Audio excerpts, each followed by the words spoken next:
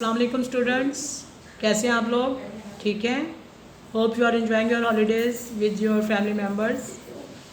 आप लोग घरों में बैठे हुए और इस मौसम में, गर्मी के मौसम में इसकी शिद्दत को कम करने के लिए यकीनन एसी ऑन करके अपने कमरे को ठंडा करके छुट्टियां एंजॉय कर रहे होंगे।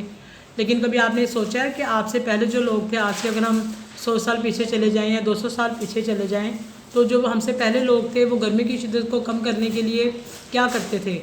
उनके पास तो कोई बिजली नहीं थी, ना ही उनके पास पंखे थे, ना ही उनके पास एसी थे।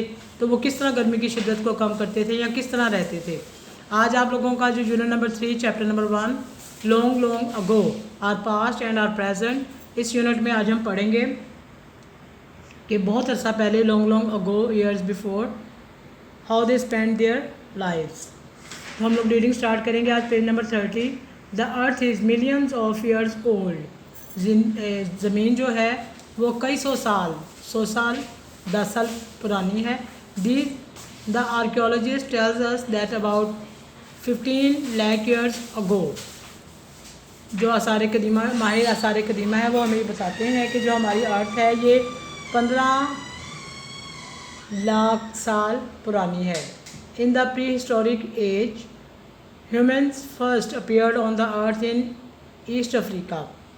वो हमें, जो माहिर आसार कदीमा है, ये बात बताते हैं कि जो इंसानों का वजूद है, वो ज़मीन पर इंसानों को जो वजूद है वो मशरक़ी अफ्रीका में सबसे पहले हुआ। They develop the basic form of tools. सबसे पहले उन्होंने जो बुनियादी औजार थे वो दरियाफ्त किए। They were hunters and move from place to place in search of food. सबसे पहले जो लोगों ने ज़मीन पर रहना शुरू किया, ये लोग शिकारी थे और ये लोग शिकार करने के लिए ज़मीन पर एक जगह से दूसरी जगह जाकर रहते थे खाने की तलाश में। यानी कि एक जगह जब ये सर्च करते थे या जानवरों का शिकार करते थे, जब जानवर वहाँ पे इनको नहीं मिलते थे तो मज़ीद खाने के लिए ये दूसरी जगह का रुख करते थे। अच्छा जी, page number 31।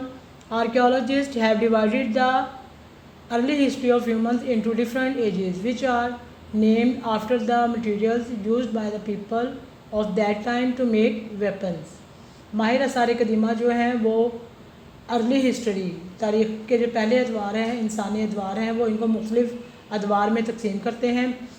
Bye the people of that time, उस वक़्त के लोगों से, टू मेक वेपन्स, के किस तरह लोग मुख्तलिफ़ दौर में, मुख्तलिफ़ वक्तों में मुख्तलिफ़ हथियार बनाते थे। Tools, pots and pans and many other things, कि हर दौर में जैसे जैसे वक्त गुजरता गया मुख्तलिफ़ लोग आते गए, तो हर दौर में लोगों के जो हथियार थे, उनके जो बर्तन थे, उनके जो औजार थे, वो हर दौर में मुख्तलिफ होते चले गए। From the remaining of these objects we can learn about their way of life. और इस तरह जो हमें इन लोगों के जो बकिया जो रह गए हैं, बाकी जो इनकी चीज़ें मिली हैं, उनसे हमें इनकी लाइफस्टाइल के बारे में या ज़िंदगी गुजारने के तरीक़ों के बारे में पता चलता है। द स्टोन एज, पहले दौर को हम डिवाइड करते हैं स्टोन एज यानी कि पत्थर वाला दौर। About 300,000 years ago human appeared in many parts of the world. यानी कि कहते हैं आज से अगर हम 300,000 साल पहले देखें तो इंसान जो थे वो ज़मीन पर, अर्थ पर सबसे पहले दुनिया के मुख्तलिफ़ हिस्सों में अपीयर हुए, नज़र आए, रहना उन्होंने शुरू किया। They learn to make fire by rubbing together 2 pieces of wood और स्टोन।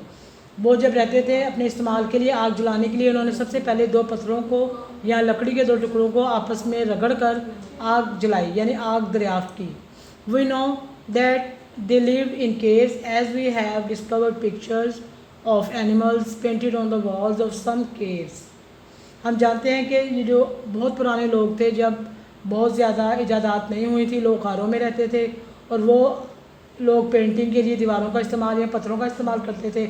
मुख्तलिफ़ पत्थरों पर जानवरों की तस्वीरें बनी होती थी या दीवारों पर उनके गार जो मिले हैं या जिन गारों के बारे में हमें पता चला है, माहिर आसार कदीमा वो ये बताते हैं कि ये लोग जो पेंटिंग है वो दीवारों पर करते थे या पत्थरों पर करते थे। They hunted animals using tools made from stone, wood and animal bones. और ये जो जानवरों के शिकार के लिए जो टूल यूज़ करते थे, जो औजार यूज़ करते थे, उन्हें ये लकड़ी से, पत्थरों से या जानवरों के दांतों से बनाते थे। They invented bows and arrows and bone spear head for catching fish. इन लोगों ने कमान और तीर का इस्तेमाल करना सिखाया, ईजाद किया इन्होंने, तीर और कमान इन लोगों ने ईजाद किए। और मछलियाँ पकड़ने के लिए जो एक स्पीयर हेड होता है, नेज़ा होता है, उसका इस्तेमाल भी इन्हीं लोगों ने हमें बताया। लेटर अबाउट 10,000 ईयर्स अगो, बाद में 10,000 साल के बाद, human started to make shelters with leaves, mud and stones. फिर उनमें 10,000 साल गुजरने के बाद उन्हें इतनी आगाही हुई कि लोगों ने अपने रहने के लिए पनाहगाहें पत्तों से, मिट्टी से और पत्थरों से अपने घर बनाने शुरू किए या अपने रहने के लिए छोटी छोटी पनाहगाहें शुरू की।